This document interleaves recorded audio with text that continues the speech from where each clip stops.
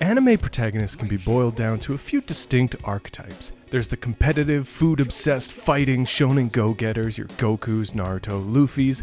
There's your conflicted, brooding bad boys, your Ichigos, Inuyashas, and Eren Yeagers. There's your anxious nerds, there's your sunshine boys. The list could and does go on forever. But a big problem with a lot of anime protagonists and anime characters in general is they don't feel, well, real.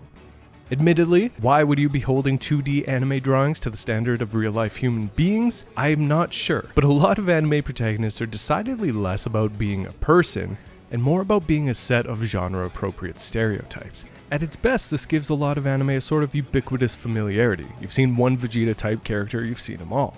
But at its worst, this makes certain anime characters feel like a gimmick, like they only exist to be a single one-note character trait for the entire course of a show. Could you perhaps show me your panties? Delicious in Dungeon is such an excellent series because of how well it subverts these established conventions, and not only from anime, but from fantasy as an entire genre.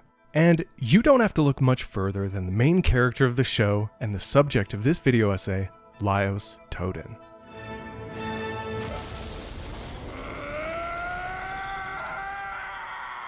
Laios is the protagonist of Dungeon Meshi, and he's an endlessly fascinating case study of a character. Unlike the litany of fictional protagonists that anyone can probably rattle off ad nauseum, Laios is decidedly, well, not those.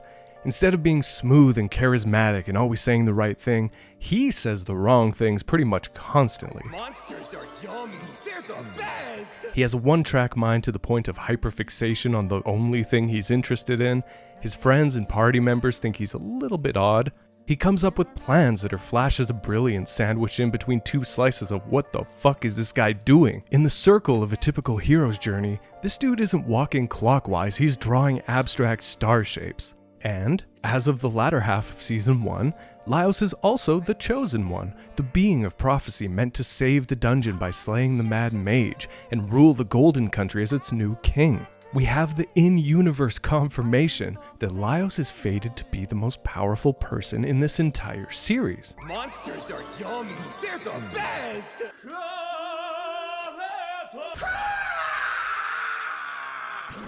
So, how do we get here? Let's rewind a little bit. My early read on Laios in the beginning couple episodes of Delicious in Dungeon is that he's a subversion of anime MCs. He's a character whose insanely lofty, plot-driven goals are treated with the realistic reaction from everyone around him. As an anime main character, you're only as good as your declared main goal. Gotta catch 'em all, become king of the pirates, become Hokage. But instead of a that-a-boy style reverence as Luffy says that he wants to become king of the pirates, or understanding that maybe Naruto could make a great Hokage with a poli-sci degree, Laios' mission to cook all the monsters of the dungeon is treated as something totally unhinged for a person to want to fully and completely dedicate their life to.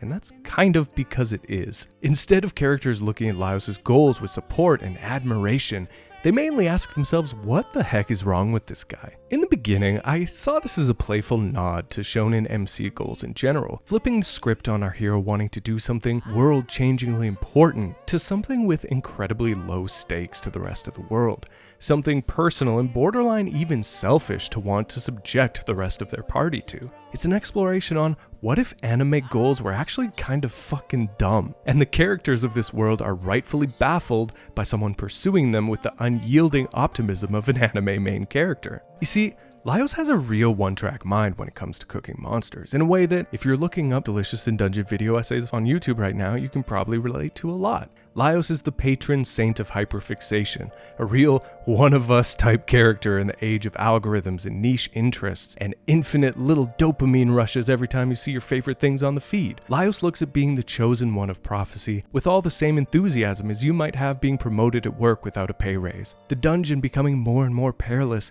is just another roadblock between things he actually cares about, which is, of course, cool encounters with even cooler monsters. The idea of becoming king of the Golden Country is something Laios literally has to excuse himself from the table rather than feign interest in, because he knows in his heart that's not something he wants to do, and he's not willing to agree to it.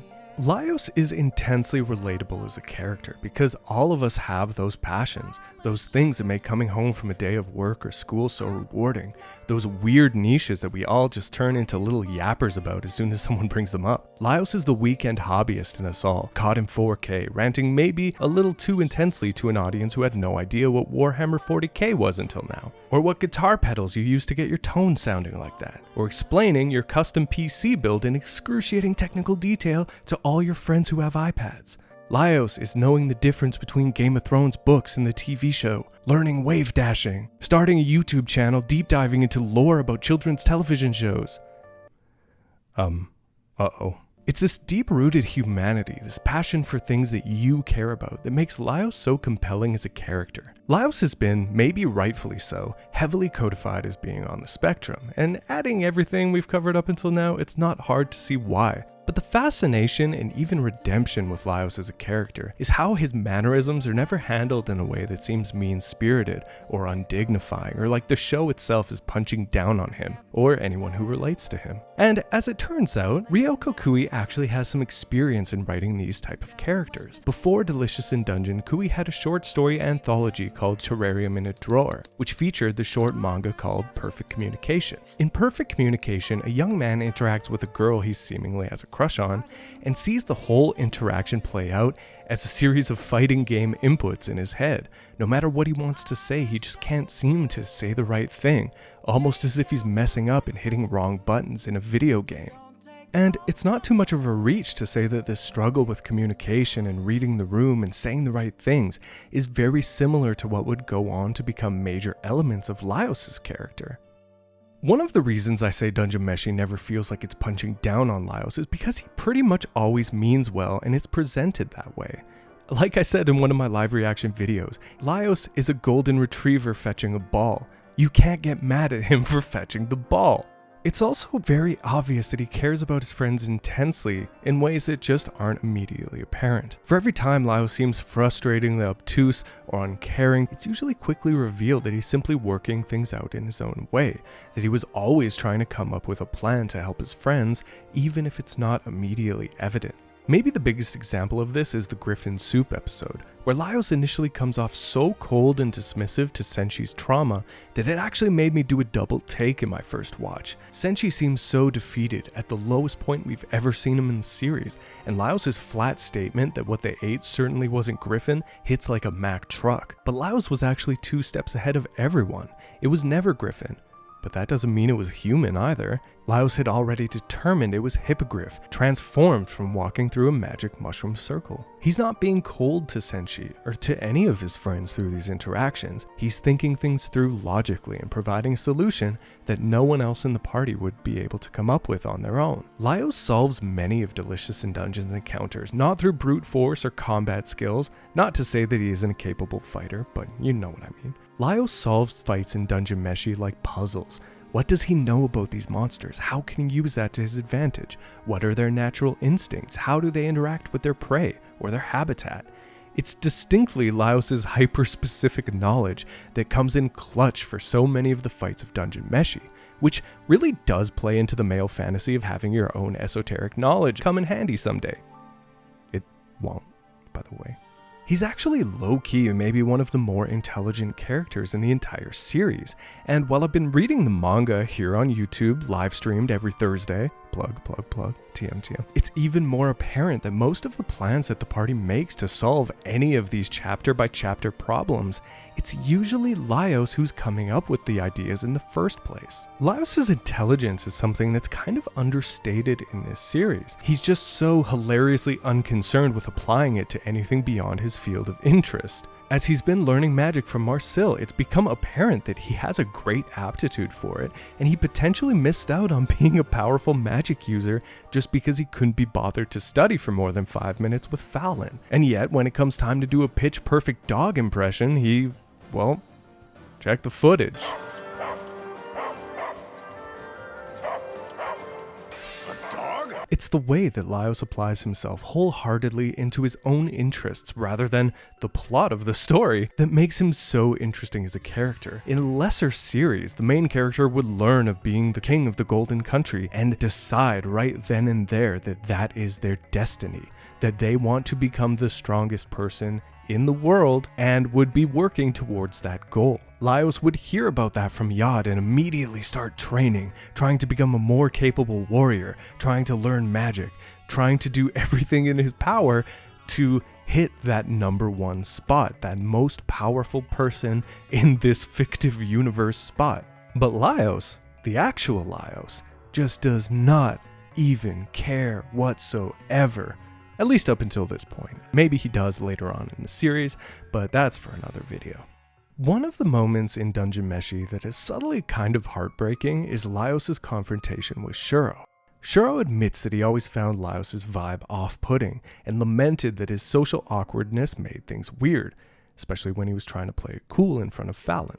But we also have to realize that this is coming from a man who was essentially non-verbal for an entire adventure and then proposed out of nowhere without a hint of reciprocation. If this isn't the pot calling the kettle black, I don't know what is. But regardless, I found this moment so specifically and pointedly heartbreaking that people you might have considered friends actually never wanted anything to do with you. That people you thought you were safe around were always secretly judging you the whole time. It's a brutal, crushing realization for Laios, but also for Shuro, who in that moment realizes he actually wishes he could be as true to himself in the way that Laios is. He wishes that his ties to culture and nobility and responsibility didn't eliminate his own passions. He sees freedom in Laios, where he only sees imprisonment in himself. Shuro and Laios are two sides of the same treasure coin, and that's why their falling out is especially painful and, well, real, because neither side is willing to understand the other. But, as true with anime as it is in real life, a dispute amongst brothers is nothing some fists can't iron out. And through their fight, Laios and Shuro actually do seem to come to understand each other a little bit more, and the two leave with a newfound mutual respect. I actually hope in Season 2 this is something we see a little bit more of, Laios and Shuro kind of coming together to realize that they're not so different. And maybe this will happen when Shuro's party comes in and makes the save later on. I actually have no idea. Whatever the future holds for Laios in Season 2 of Dungeon Meshi is a mystery to me, and it'll be interesting to see his part in the puzzle that is the plot of this show. Does Laios truly defeat the Mad Mage? What will his reaction to the Winged Lion be? Will Laios' desires play some kind of pivotal role in the endgame of the series? This is the hero of Dungeon Meshi. But more importantly, this is you. This isn't about cooking monsters. These are your interests, your passions. This is a metaphor for the thing that you love right now. Laios Toden is the moral that being your true, authentic self is actually the thing that's important. And being the chosen one destined to do whatever the fuck, all because someone else wants that of you, really doesn't matter all that much. It might be a little bit too early in the series to say that this is without a doubt what Laios represents in the whole of the narrative, but for me, for right now, that's just kind of where I'm at. Do you. Do Laios. Thank you guys so much for checking out this video. I know that this month has been kind of all over the place in terms of uploads, but I'd like to get back to more frequent content. That includes Dungeon Meshi video essays of other stuff, and my first reactions to some upcoming series that I'm excited to unveil. So if you're into that kind of stuff, be sure to subscribe, like, leave a comment. It all really helps me. I'm such a tiny little baby channel. I have 1,800 subs. We could probably get that up to 2,000. I'd really appreciate it. And yeah. A big thank you to all my patrons over on Patreon and my YouTube channel members. Their names will be on the screen here. Thank you guys for bearing with me over this past couple weeks where I haven't really had much to upload. And yeah, I really appreciate you guys. Your support means that I can keep making these videos, and you know, if we get more, I might be able to do even more content, more frequently, more streams and stuff. So if you want to really help me in doing this, consider checking out my Patreon or becoming a YouTube channel member. That's all I have for today. Thank you guys so much, and until next time.